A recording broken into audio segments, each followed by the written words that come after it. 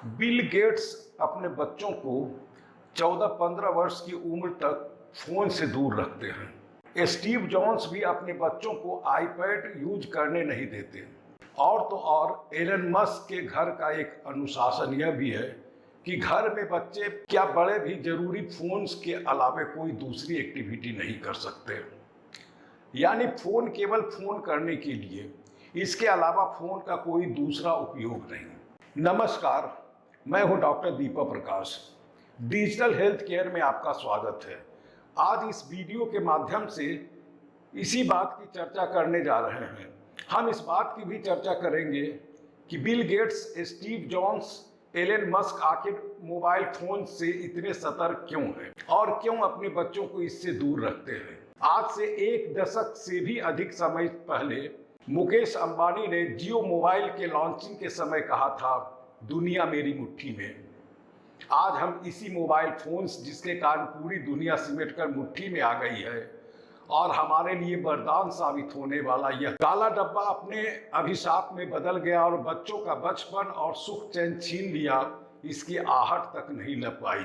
कहना न होगा कि आज की तारीख में स्मार्टफोन जितना यूजफुल है उतना ही हेल्थ के लिए हार्मफुल भी है। इससे आज के बच्चे शारीरिक रूप से ही नहीं, मानसिक और मनोवैज्ञानिक रूप से भी बीमार और विकलांग हो रहे हैं।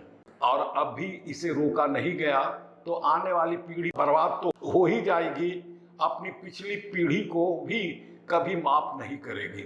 यह कहने में तनिक भी गुरेज नहीं है कि क्या हम केवल जरूरत के ही समय मोबाइल इस्तेमाल करते हैं। क्या ऐसा नहीं है कि जब तक जगह है तब तक हाथ में मोबाइल थामे नहीं रखते हैं।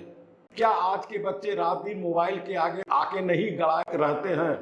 क्या आज के बच्चे इस मोबाइल के चक्कर में अपना बचपन नहीं गंवा रहे हैं। क्या इस डिब्बे के चलते आज के बच्चे अनुशासनहीन और एकांतवासी नहीं हो गए हैं। तो आइए इस वीडियो के माध्यम से बच्चे, टीनएजर और यंगस्टर को होने वाली हानि के बारे में जानने की कोशिश करते हैं। कोरोना के समय बच्चे दिन भर मोबाइल चलाते रहते थे। इसका असर न केवल सेहत पर पड़ा है बल्कि माइंड पर भी बुरा प्रभाव पड़ा है। अब तो अत्यधिक कम उम्र के बच्चे भी मोबाइल के आदी हो गए हैं। जब भी आप बच्चों से मोबाइल लेने या छीनने की कोशिश करते हैं, वे या तो इसका विरोध करते हैं या फिर गुस्सा दिखाने लगते हैं।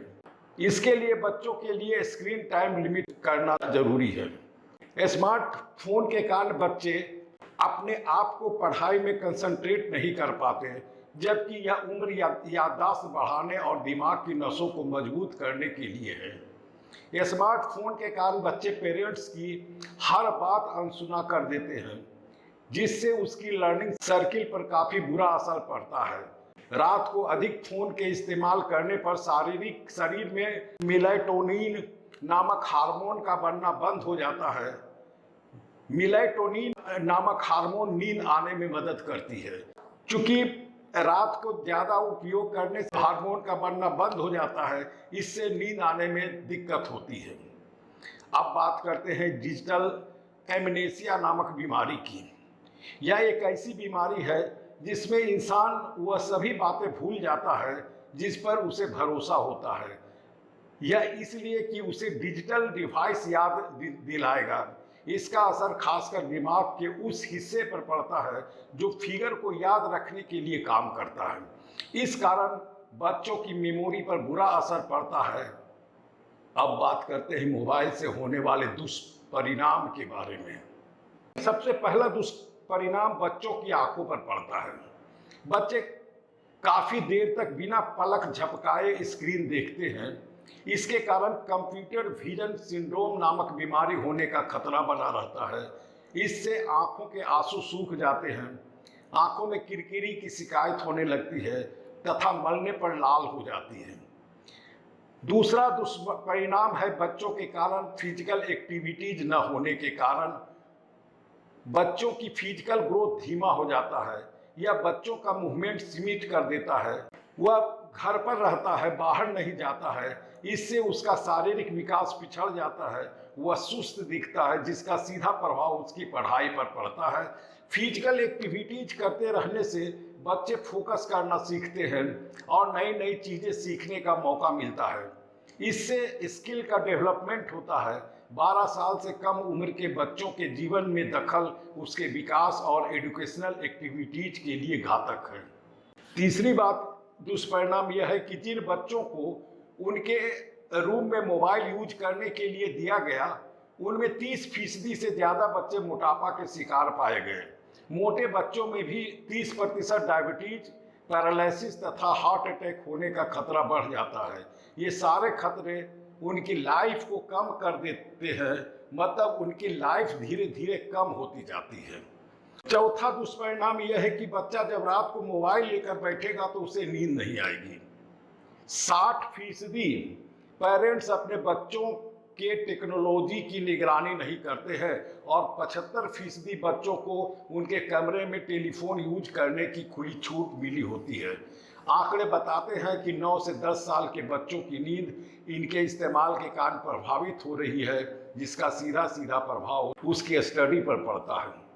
पांचवा दुष्परिणाम यह है कि आजकल मीडिया, गेम्स, टीवी में लड़ाई झगड़े बहुत अधिक दिखाई जाते हैं, जिससे बच्चों में गुस्सा यानी आक्रामकता बढ़ रहा है।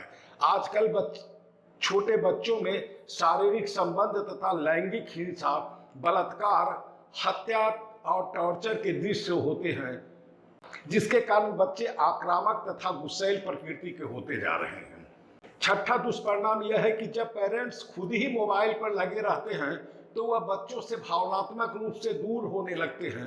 इसलिए पेरेंट्स के लिए जरूरी है कि वह अपने बच्चों को समय दें। जब बच्चे पेरेंट्स की कमी महसूस करते हैं तो वे टेक्नोलॉजी के बहाव में खो जाते हैं।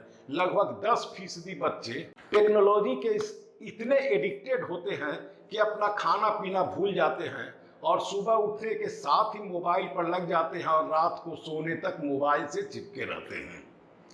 सातवां दुष्परिणाम यह है कि मोबाइल के रेडिएशन से कैंसर का खतरा बढ़ जाता है। अंत में टेक्नोलॉजी हमारे बच्चों को फायदा पहुंचाने के बजाय लॉन्ग टर्म नुकसान पहुंचाता है। बहुत बड़ी संख्या में पेरेंट्स अपने बच्चों को रोक टोक उपयोग करने दे रहे हैं, क्योंकि उनको लगता है कि इसके उपयोग से उनका बच्चा स्मार्ट बन रहा है।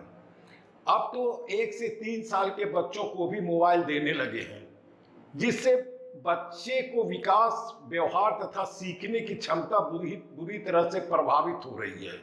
छोटे बच्चों में दुष्प्रभाव बड़ों की तुलना में 4 से 5 गुना तेजी से होता है और उनके स्वाभाविक विकास कई तरह की गड़बड़ियां पैदा करता है। इसलिए बच्चों को केवल स्ट्रिक्ट सुपरविजन के तहत ही मोबाइल इस्तेमाल करने के लिए देना चाहिए। उसके निजी उपयोग के लिए तो हरगिज नहीं खरीदने देना चाहिए। पेरेंट्स को डिजिटल डिवाइस के यूज करने के समय नियत करना चाहिए। एक नियम बनाना चाहिए कि बच्चों को कितनी देर तक बात करना चाहिए, कितनी देर तक मोबाइल को कान के पास रखना है और बच्चों को मोबाइल के नुकसान के बारे में भी प्यार से बताना चाहिए। आँख के नुकसान से बचने के लिए चश्मा का प्रयोग करने को कहना चाहिए और कान के पास फोन न रखकर स्पीकर से बात करने के लिए कहना चाहिए। रात को सोते समय फोन का इस्तेमाल न करने की भी हिदायत देनी चाहिए। अंत में यदि मेरा यह वीडियो पसंद आए तो लाइक करें, शेयर करें और चैनल पसंद आए तो अवश्य सब्सक्राइब करें और बगल के बेल आइकॉन को दबा दें ताकि मेरे आने वाले वीडियो के बारे में आपको जानकारी मिल सके।